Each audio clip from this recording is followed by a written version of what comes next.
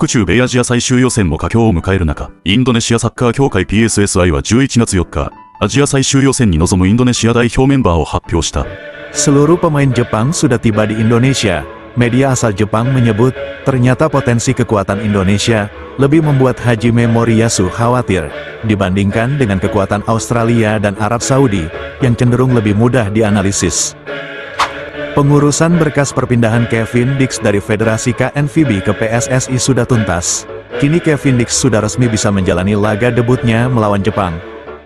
Akui kualitas Kevin Dix yang kerap mengawal bintang dunia di Liga Champion, reaksi timnas Jepang saat mengetahui ternyata Kevin Dix sudah sah menjadi bagian dari skuad Garuda. Seserius inilah persiapan Jepang jelang menghadapi Indonesia, bahkan memiliki tim khusus untuk memetakan kekuatan Indonesia, hingga mengirim 3.000 supporter untuk mengangkat moral para pemain Jepang di kandang Indonesia. Usai mampu mengalahkan Indonesia, media China makin ngelunjak, bahkan memberitakan hal buruk ini soal timnas Indonesia yang membuat para netizen murka. Sebelum kita bahas, mohon disimak hingga selesai, agar Anda dapat memahaminya secara utuh. Berikut berita selengkapnya yang sudah kami rangkum.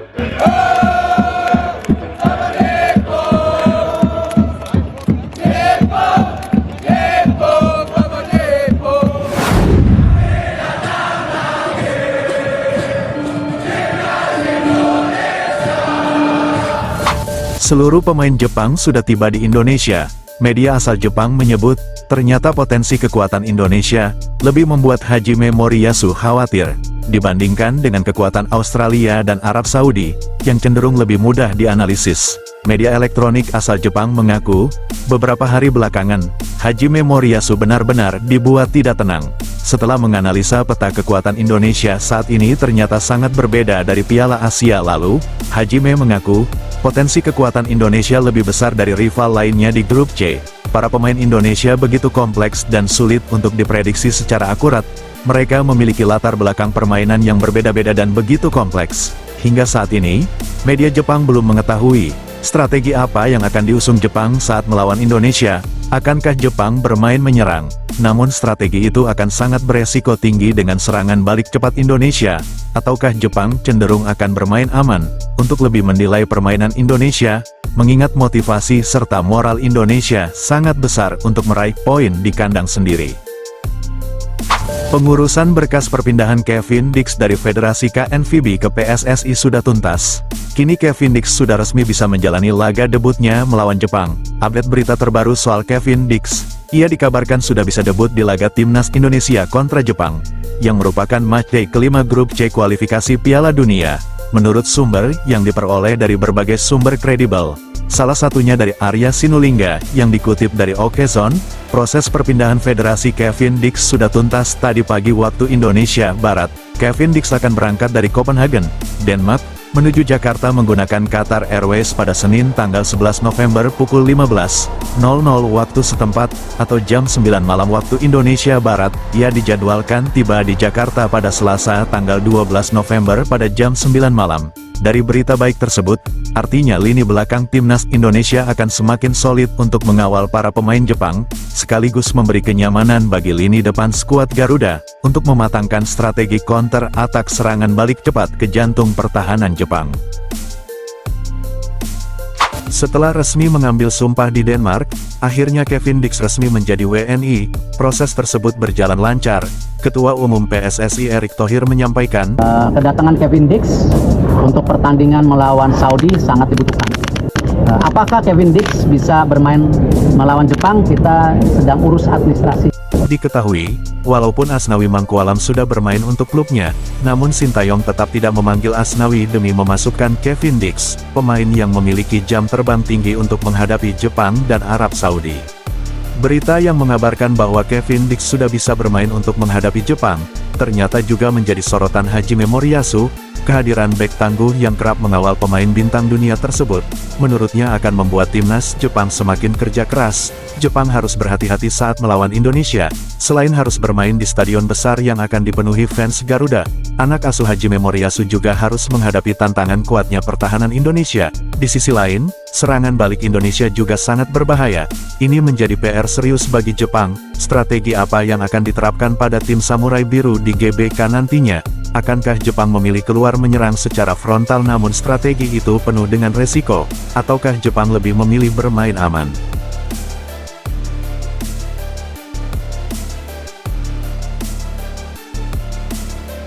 Berharap tak kehilangan 1 poin pun, tak ada yang menduga. Ternyata seserius inilah langkah timnas Jepang, jelang menghadapi Indonesia yang dianggap sebagai tim potensial yang sangat mampu memberi ancaman tak terduga. Tak main-main, jelang melawan timnas Indonesia di match kelima kualifikasi Piala Dunia, pelatih timnas Jepang Hajime Moriyasu menyebut bahwa ia memiliki tim khusus untuk meneliti peta kekuatan calon lawan yang patut untuk diwaspadai. Tim khusus ini bertugas untuk menganalisis secara rinci para pemain yang menjadi lawannya nanti, setiap individu hingga gaya permainan para pemain skuad Garuda, khususnya mereka yang berstatus naturalisasi dan bermain di kompetisi Liga Eropa.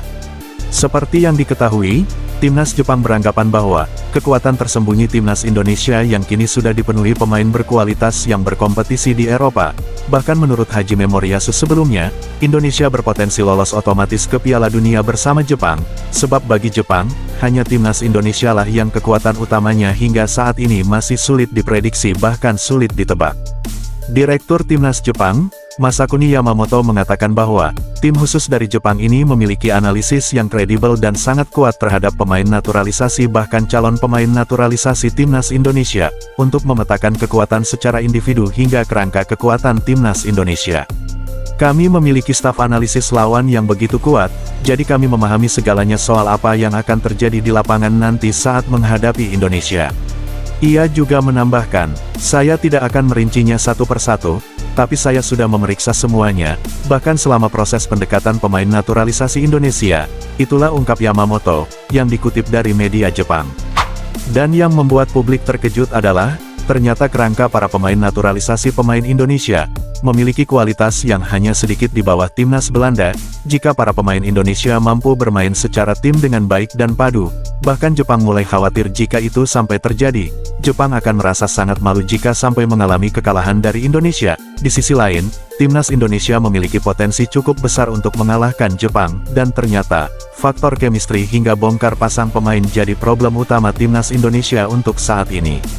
Tak hanya berpotensi bisa saling mengalahkan, bahkan, keseriusan Jepang untuk menghadapi Indonesia, sudah berada di titik, di mana para pemain Jepang benar-benar butuh dukungan di stadion untuk meningkatkan moral para pemain Jepang saat menghadapi tuan rumah Indonesia yang sedang kesakitan yang sangat bertekad meraih poin atas Jepang.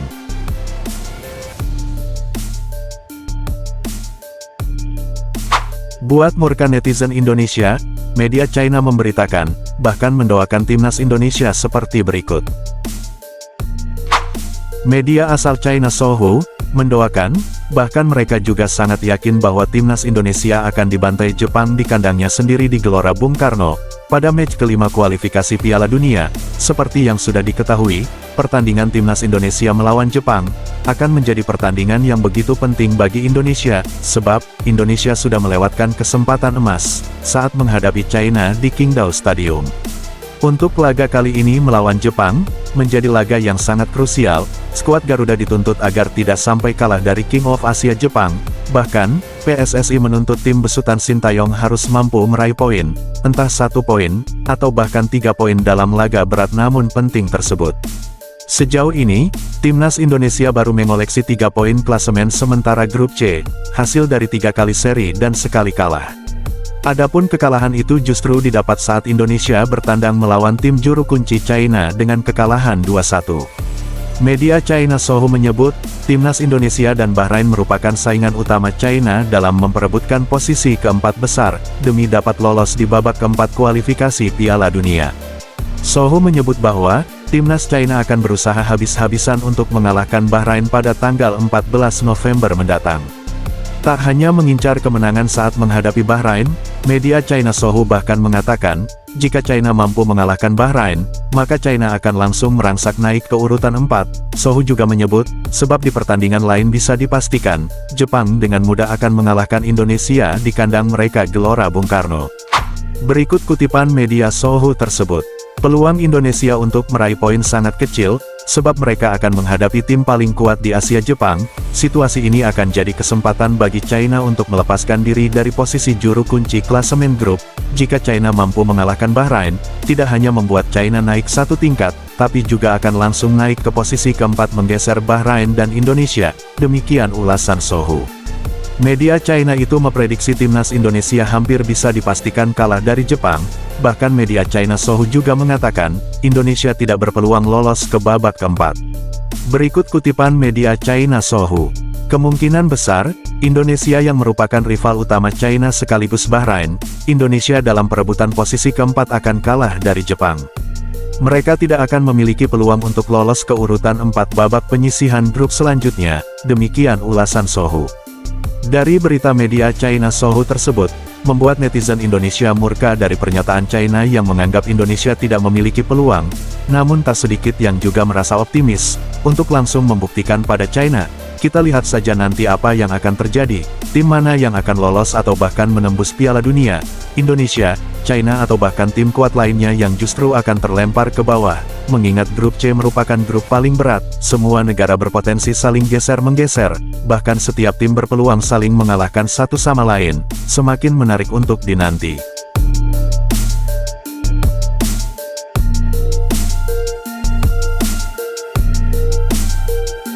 Sebelum meninggalkan tayangan ini, silakan Anda subscribe channel YT Real ini, agar Anda terus mendapatkan berita perkembangan serta informasi jadwal pertandingan Timnas Indonesia selanjutnya. Sampai jumpa di tayangan berikutnya, bye YT Real.